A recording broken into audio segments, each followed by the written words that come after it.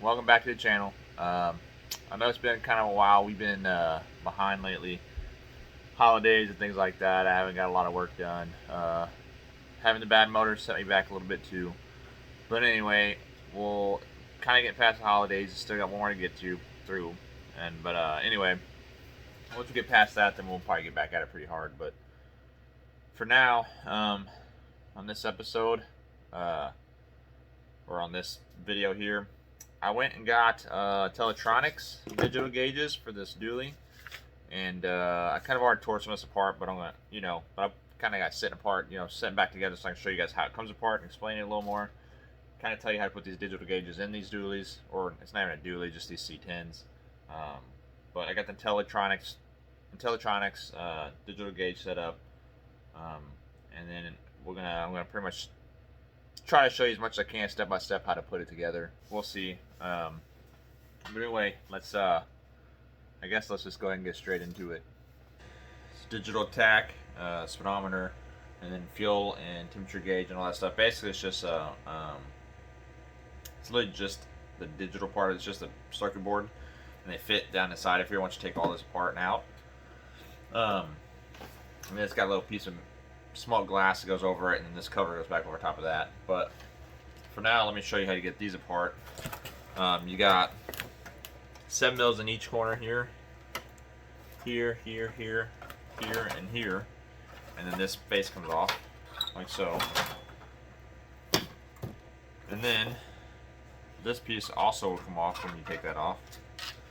And now this piece is cheap plastic. You can paint this whatever color you want to match your interior if you want. Mine, I'll probably just leave black, just because since it's smoke, I'm gonna just probably leave it black, but we'll see. But for now, I'm gonna set that aside. And then on all the gauges here, you have, these are 1/4-inch bolts. These were, sorry, 1/4-inch sockets. What got these bolts out, and you got one here, here, here, here, and here, and also this. Same thing. You have to pull this off and this one off because otherwise that won't fit in there. Gotta pull that out. Once you unscrew all that, that comes out. This one comes out. And these are the same thing. Your 1/4-inch, 1/4-inch, 1/4-inch, and then 2/4 inches there. These pop out. So those aside. This I do something a little different. There's this one, and this one. On these 3 stands here, they're usually taller. They stick above this, and you're gonna shave these down smooth to where they're the same height as this right here is. So just follow it all the way down. Basically, you gotta shave this one, that one smooth like that. And that way the new ones sit down in there flush. But I went ahead and taped this up here. We got all these. It's all the wires here. It's a full wiring diagram. It comes with them. It tells you what wires do what. And then I actually have this that I ordered, which is just something off Amazon. And it's a plug, which I think it's a 12 connector. We're gonna use this connector basically so we can hook it up back here and just plug it into the truck and then if we ever gotta pull it out, we can unplug it without having to cut all the wiring again. So we got that to do. Anyway, so this also comes with bolts and washers, and that's for when you attach these two to each other here. Those two, it has to bolt up together, but it's got a little spacer so these circuit boards don't touch each other. Which a lot of these, there's some toggle switches, buttons, programming buttons, things like that. All the wiring I don't really know much about. We're gonna see how that's gonna play out, but first I'm gonna get this other side over here done. We're gonna take this off, put it aside, and we need to bolt these two together here.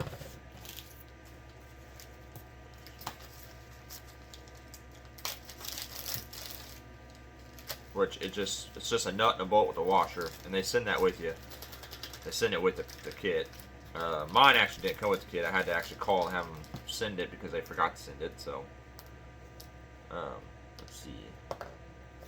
But to do this, You don't want any of this metal touching the circuit board, because then these two can, basically, obviously metal's a conductor, so you don't want them touching each other. So what you're gonna do is there's a washers, plastic washers that come with it. You put it on this. That way it don't touch, and then that goes through there, and then you stick the spacer on this side of it, like so, and then that sticks through there. You do that on both sides. Let me get to that.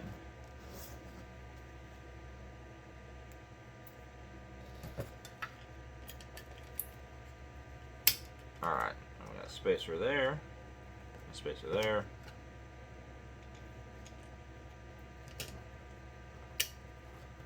And then that goes into the holes that are on the circuit board already, which, there we go.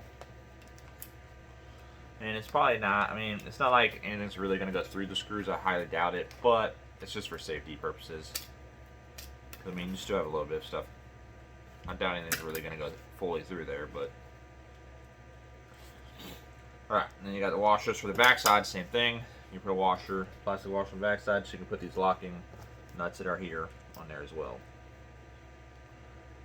And if I believe right, I think these are maybe a quarter as well. I'll have to check.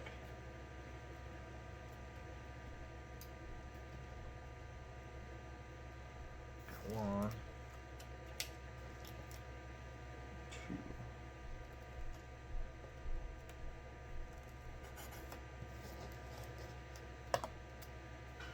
Also fell right down my shoe. Got it. All right.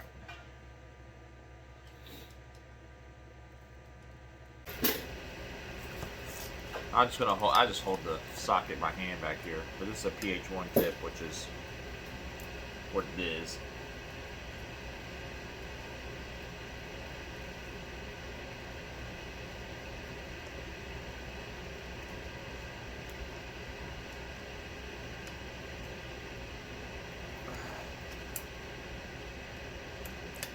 When you need to hook these up, on the back side here where these wires are soldered at, it's actually got initialed on what they actually do back here. So you can always label them if you want.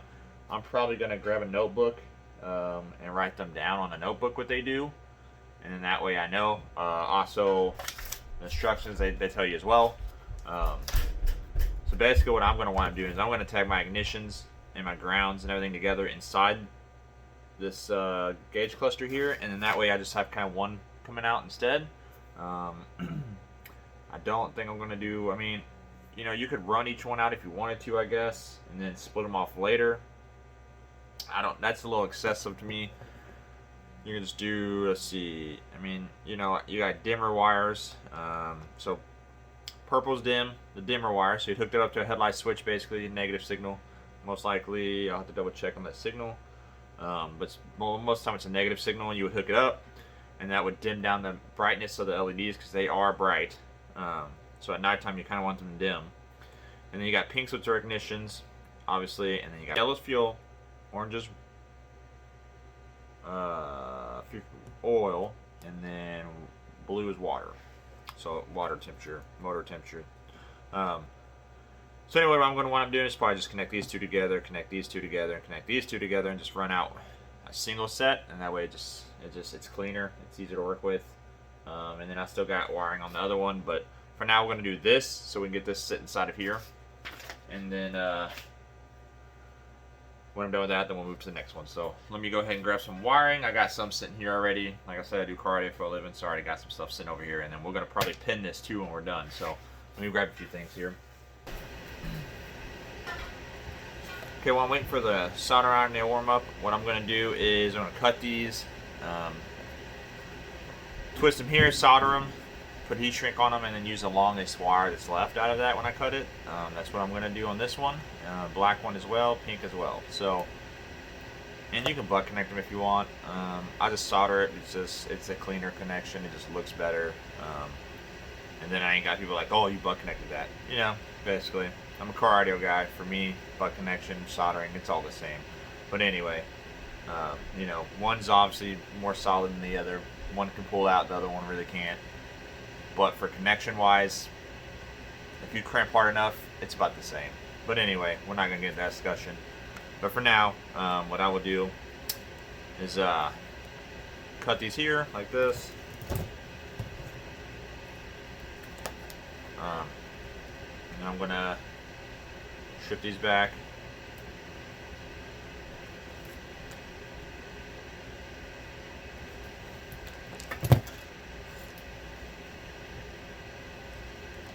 Twist these together.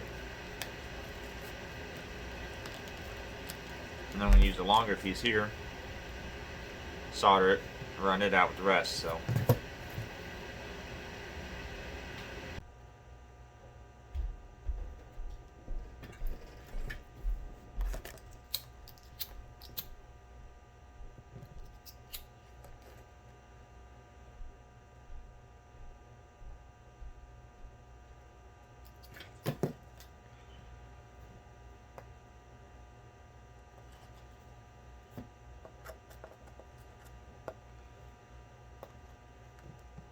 I don't think I have any long wire.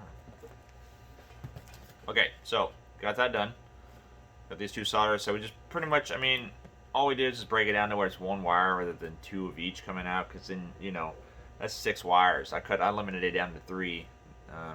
And it's all they're doing is powering everything the same. They're not pulling much current, so it's okay to be the small of a gauge wire on 2 of them. But anyway, what we're going to wind up doing now is I'll probably tape this up a little bit more, get it to where it's going to run out of the back side of that gauge, so I can plug these into that harness. So let me direct the tape real quick.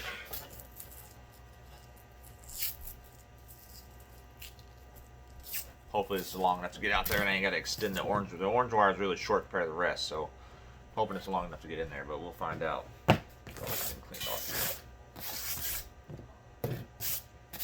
Got a mess over here. My makeshift table here. Alright, so I'm going to go ahead and shove this through this back hole here.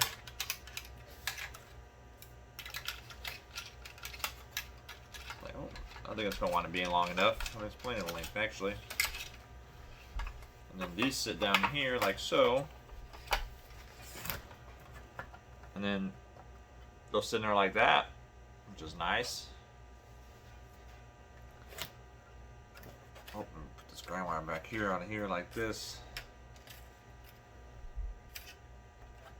And that's that. So, okay, so that orange wire is a little close. I might extend that orange wire real quick.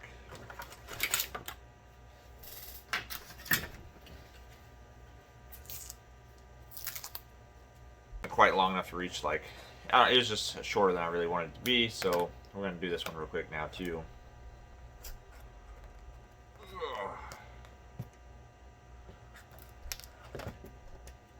Which is just 16 gauge primary wire is what I'm using here.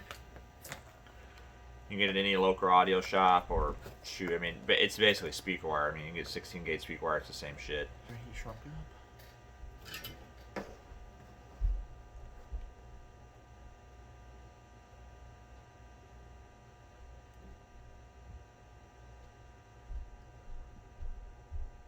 That soak in there. This soldering iron, this is I think it's just from Hart Freight. I think that's where I got this thing, to be honest with you, or Menards, but it wasn't expensive at all. A pretty reasonable pickup if you ain't got one. And it was nice to have around the house, so it wouldn't hurt to get one if you're doing this project, because you could use it on much more other projects. Heat shrink and soldering is the best thing to do if you're having any connections outside of the vehicle. Any way you can waterproof it is the best. So usually if you're working on outside vehicle, butt connections are not the greatest to use just because water can get inside of them. And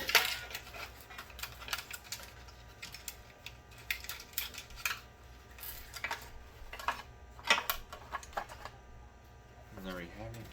So there we go. That's how that sits in there. And I wound up sticking the wires on the back side. Basically on the back side here, where this hole's right here, I just put my finger through. This is where the factory speedometer cable usually runs to.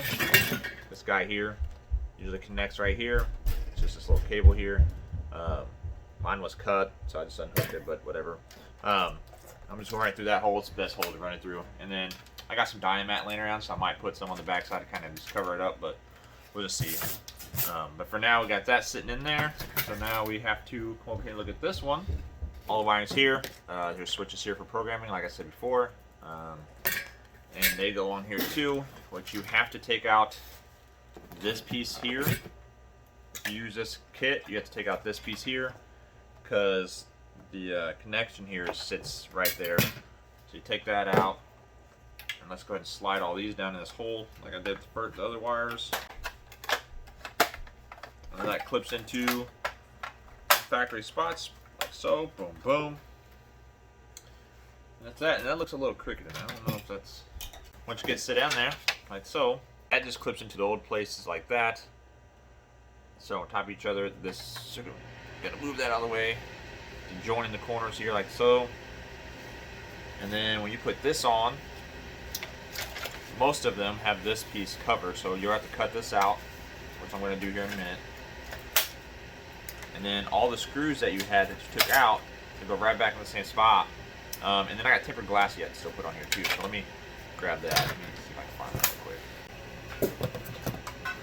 Okay, now that you have these sitting in here like this, I went ahead, cut this one out, use a Dremel tool. It's not the prettiest, but it doesn't really matter because you have smoked glass that covers this anyway, so it doesn't matter.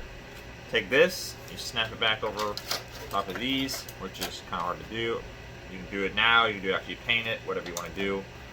For now, we're just to show you, I'm going to leave mine black, but we're going to show you.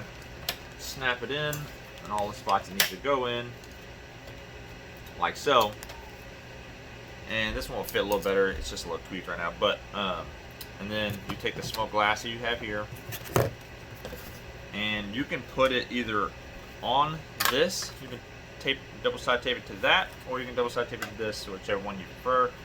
Here covers this up, so I think what I'm going to do is just use it to my advantage and just screw that back in like that once I clean this up, and then we'll light the whole thing up. I kind of want to see if I can get this to polish out some. It's pretty rough, so let me see if I can get some of this glass polished out. If not, I'm going to order some new one, but for now let me see if I can polish this one out and we'll go from there. Okay, so I got the glass cleaned up. Not the best it could be, but better than nothing. It's got some pretty good scuffs through it, so I'm probably just going to order a new one, but for now I got this one cleaned up. Whoop, probably just broke it.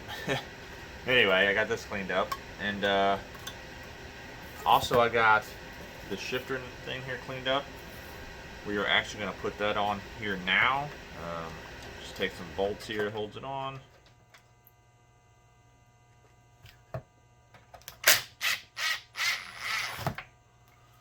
So now we're going to try to put this tempered glass in place. Put all this on where it needs to be. And we'll probably get this thing lit up here in a little bit, but for now,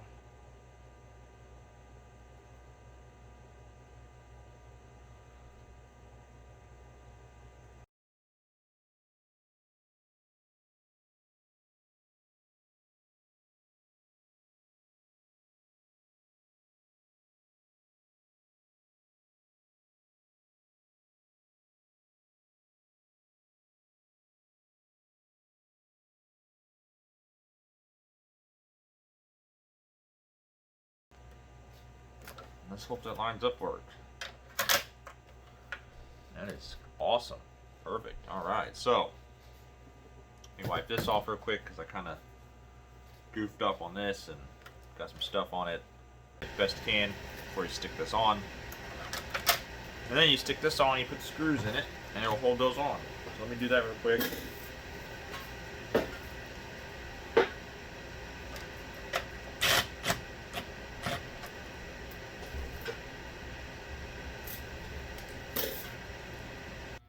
Alright guys, so I got it lit up so you guys can see what it looks like.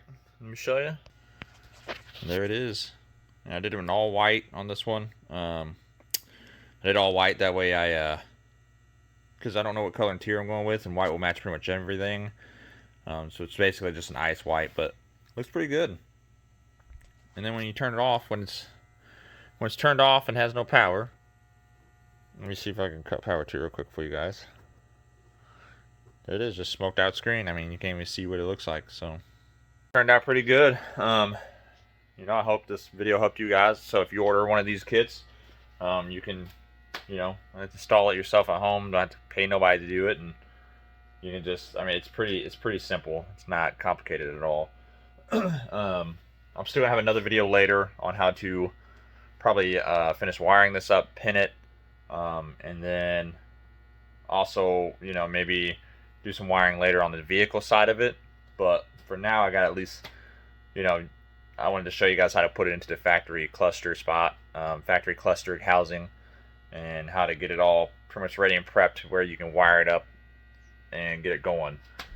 So I hope this video really helped you guys with that, and if you like this video, check out some other ones.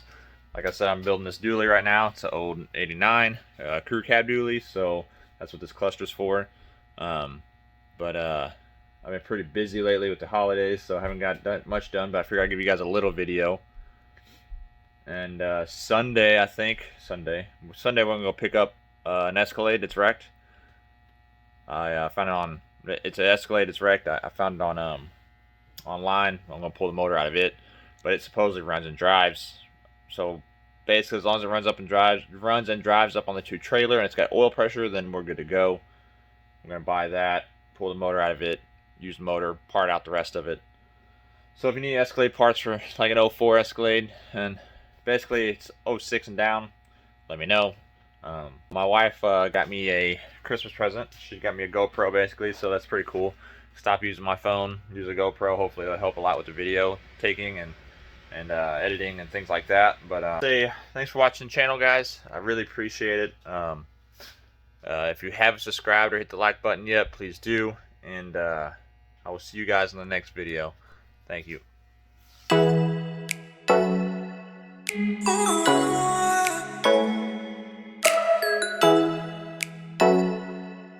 Oh